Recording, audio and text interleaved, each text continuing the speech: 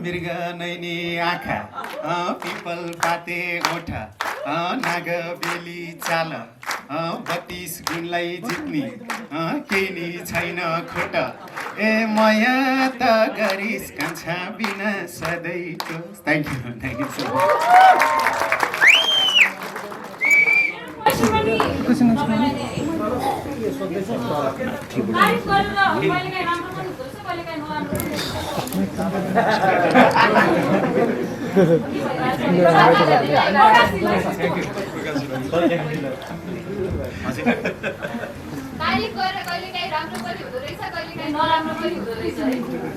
यस्तो पनि हुँदो रहेछ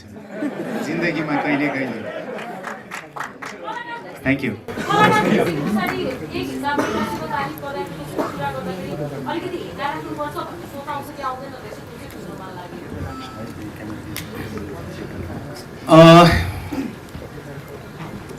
के भन्नुभयो अरे अलिक बुझेन कि अलिक प्रश्न सोध्नु न कलाकार भइसके पछाडि चाहिँ अब तपाईँ एउटा पब्लिक फिगर होइन पब्लिकले तपाईँको कुरा कसरी लिन्छ तपाईँ त पब्लिक र पब्लिकलाई के मनपर्छ के मन पर्दैन आफ्नो एउटा पर्सनल पोइन्ट अफ भ्यू राख्नुभन्दा पनि पब्लिकको हिसाबले बोल्नुपर्छ भन्ने चाहिँ हेर्न आउँछ कि आउँदैन भन्ने अब लाइफलाई त्यस्तो धेरै कम्प्लिकेटेड बनाउन त हुँदैन जस्तो लाग्छ मलाई जस्तो तपाईँले भने जस्तो अब भोलि पब्लिकले चाहिँ तैँले कहाँ भात खाएको भन्ला होइन भातै नखाने भन्ने कुरा हुँदैन त्यति साह्रै चाहिँ डिटेलमा चाहिँ हुँदैन तर तपाईँले भने जस्तै हामीलाई हाम्रो समाजलाई के कुरा जरुरी छ अथवा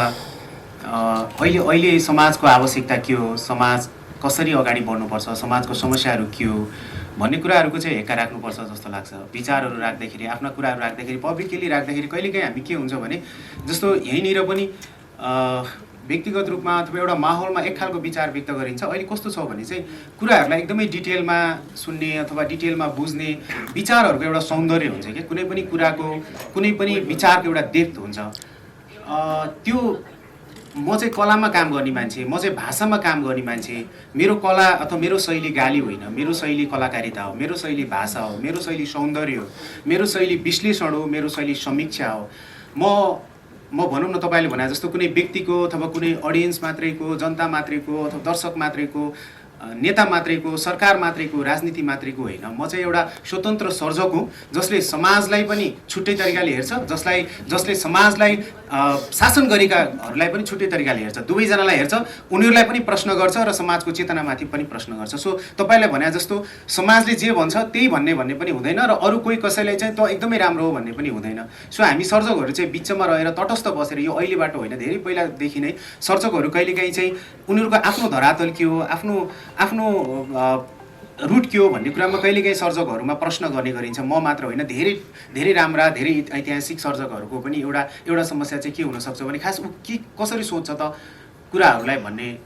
एउटा प्रश्न चाहिँ सदैव रहन्छ कि किनभने उसले सबै कुरालाई विश्लेषण गर्छ सबै कुरालाई प्रश्नको नजरले हेर्छ सबै कुराहरूलाई प्रेमको नजरले हेर्न सक्छ सबै कुराहरूलाई सम्भावनाको नजरले हेर्न सक्छ सो मेरो नजरहरू पनि त्यस्तै अरूको भन्दा केही फरक चाहिँ हुन सक्ला तर तपाईँले भने जस्तो अब त्यस्तो कसैले केही भन्यो भनेर त्यही कुरा नै मैले सोच्नुपर्छ भन्नुपर्छ भन्ने हेक्का चाहिँ राखेर त्यति साह्रै लाइफलाई कम्प्लिकेटेड बनाउनु हुन्छ जस्तो एउटा सर्जक चाहिँ पक्षपाती हुनुपर्छ जस्तो चाहिँ मलाई लाग्दैन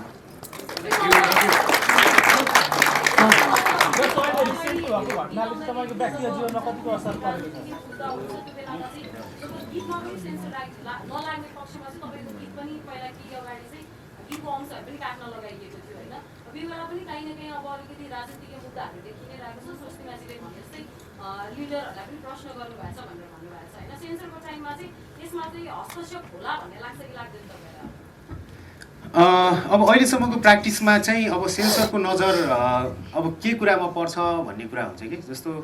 पहिलो कुरा त सेन्सरै गर्ने कि नगर्ने भन्ने प्रश्न उठिरहेको बेलामा चाहिँ अब सेन्सरमा भएकाहरूले चाहिँ अब कसरी हेर्नुहुन्छ कुन विषयलाई देख्नुहुन्छ कुन थाहै हुँदैन क्या उहाँहरूलाई चाहिँ कुन कुरा चाहिँ ठुलो लाग्छ अथवा कुन कुरा चाहिँ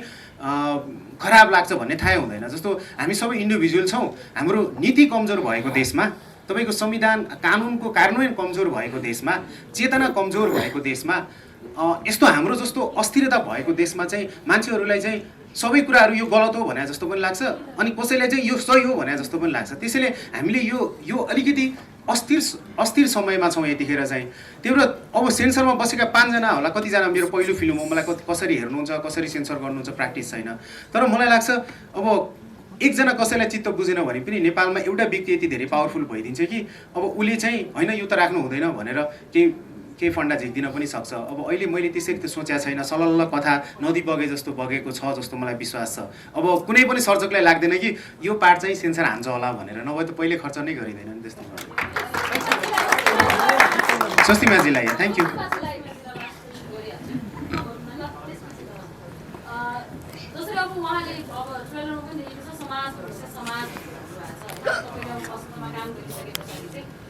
आई थिङ्क त्यो क्वेसन चाहिँ मोरवालै हुनुपर्ने हो तर मैले जति उहाँसँग काम गरेँ जति मैले बुझेँ यही समाजको मान्छेलाई नै क्वेसन गर्नुभएको छ समाज भनेको समाज भर्सेस समाज भनेपछि तपाईँले थाहा पाउनु भएको दुईवटा समाज त छैन एउटै समाज हो त्यही समाजभित्रकै मान्छेहरू बिचकै कुराहरू हो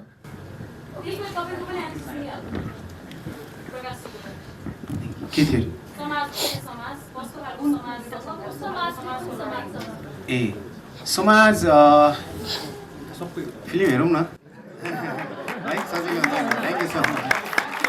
थ्याङ्क यू सो मच यहाँहरू सबैलाई धेरै धेरै धन्यवाद अब हामी बसन्त साँझमा भेटौँ है तल थ्याङ्क यू यो टिमलाई धेरै धेरै धन्यवाद धेरै धेरै शुभकामना जुन उद्देश्यका साथ बसन्त बनेको हो त्यो अब लाइफलाई त्यस्तो धेरै कम्प्लिकेटेड बनाउन त हुँदैन जस्तो लाग्छ मलाई जस्तो तपाईँले भने जस्तो अब भोलि पब्लिकले चाहिँ तैँले कहाँ भात खाएको भन्ला होइन भातै नखाने भन्ने कुरा हुँदैन त्यति साह्रै चाहिँ डिटेलमा चाहिँ हुँदैन तर तपाईँले भने जस्तै हामीलाई हाम्रो समाजलाई के कुरा जरुरी छ अथवा अहिले समाजको आवश्यकता के हो समाज कसरी अगाडि बढ्नुपर्छ समाजको समस्याहरू के हो भन्ने कुराहरूको चाहिँ हेक्का राख्नुपर्छ जस्तो लाग्छ विचारहरू राख्दाखेरि आफ्ना कुराहरू राख्दाखेरि पब्लिकली राख्दाखेरि कहिलेकाहीँ हामी के हुन्छ भने जस्तो यहीँनिर पनि व्यक्तिगत रूपमा अथवा एउटा माहौलमा एक खालको विचार व्यक्त गरिन्छ अहिले कस्तो छ भने चाहिँ कुराहरूलाई एकदमै डिटेलमा सुन्ने अथवा डिटेलमा बुझ्ने विचारहरूको एउटा सौन्दर्य हुन्छ कि कुनै पनि कुराको कुनै पनि विचारको एउटा डेप्थ हुन्छ त्यो